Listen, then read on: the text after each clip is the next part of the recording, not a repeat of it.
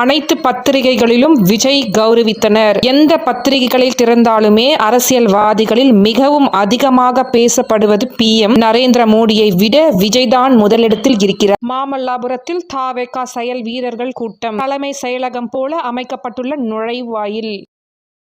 தவேகா தலைவருக்காக வெளிநாட்டில் இருந்து 3 லட்சம் பேர் வாக்களிக்க தமிழ்நாடு வர உள்ளனர். அரசியலில் விஜய் ஹீரோ. எதிர்காலத்தில் தமிழ்நாட்டு அரசியலில் விஜய் தான் ஹீரோ. இப்படிக்கு செங்கோட்டையன்.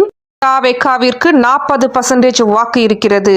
இன்றைக்கு இருக்கும் சூழ்நிலையில் 40% வாக்குகளையே நாம் கடந்து விட்டோம். யதார்த்தம் தெரியாமல் எதிர்கட்சிகள் மற்ற கட்சிகளும் இருக்கின்றனர். தவேகா நிர்வாகிகள் கூட்டத்தில் அக்கட்சி இணை பொதுச் செயலாளர் நிர்மல்குமாரின் பேச்சு.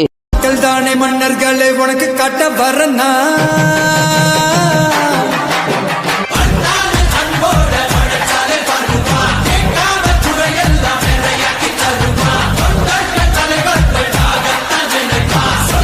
மக்கள் தானே மன்னர்களை உனக்கு காட்ட வரனா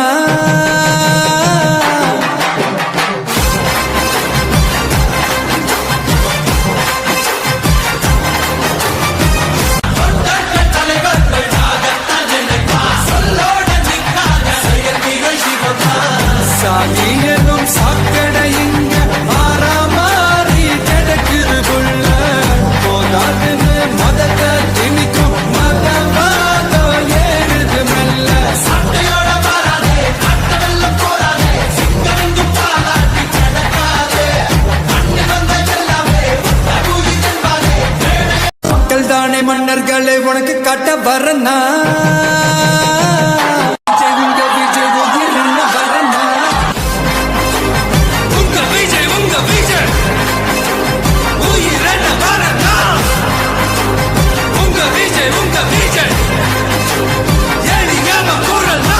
உங்க விஜய் நான் வரேன். அனைத்து டிவிகே தோழர்களுக்கு பகிருங்கள். நமது நிகழ்ச்சிகளில் அனுமதிக்கப்பட்ட பகுதிகளில் நமது கொண்டாட்டங்களையும் உற்சாகத்தையும் வெளிப்படுத்துங்கள். நமது சின்னத்தை மக்களிடம் எடுத்து செல்லுங்கள். ஆனால் அதே நேரத்தில் அவர்களுக்கு இடையூறு வர மாதிரி நமது சின்னத்தை உபயோகிக்காதீர்கள். ஏனென்றால் அது மக்களிடையே நம்மீது வெறுப்பை உண்டாக்கும். அது அரசியல் எதிரிகளுக்கு இங்கு அவதூறு பரப்புபவர்களுக்கும் சாதகமாக அமையும். அதனால்தான் சொல்கிறேன். இப்படிக்கு தவேகா தலைவர் விஜய்.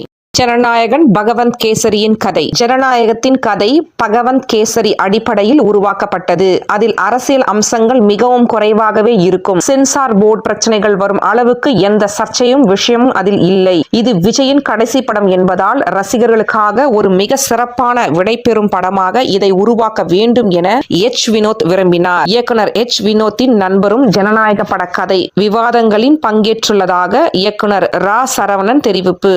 மக்கள் தானே மன்னர்களை உனக்கு காட்ட வரனா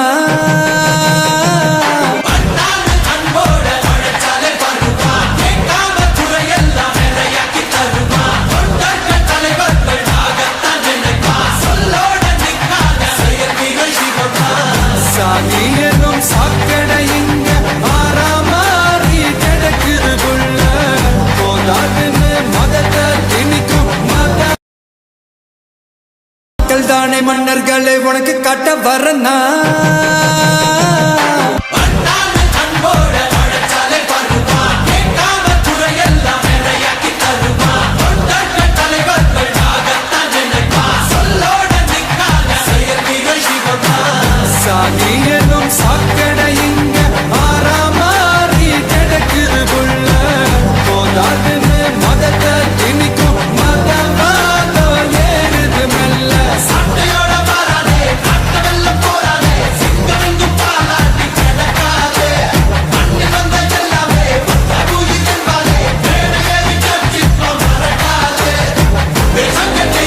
நாளை முதல் தவேகா பிரச்சாரம். தமிழக வெற்றிக் கழகத்தின் தேர்தல் பிரச்சாரம் நாளை முதல் தொடக்கம். சென்னை ராயப்பேட்டையில் உள்ள YMCA மைதானத்தில் நாளை தவேகா பிரச்சார கூட்டம் நடைபெற உள்ளது.